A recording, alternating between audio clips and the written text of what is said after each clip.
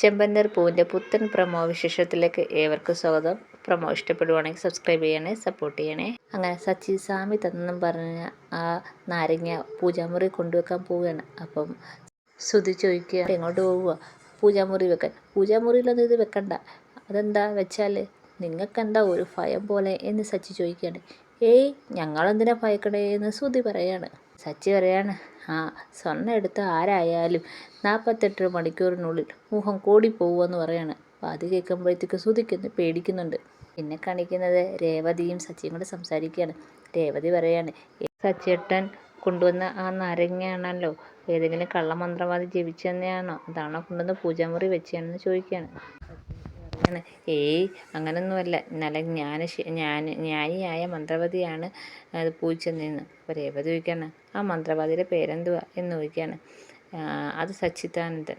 രേവതി ഇങ്ങനെ സംശയിച്ചിരിക്കുകയാണ്. സച്ചിദാനന്ദനോ?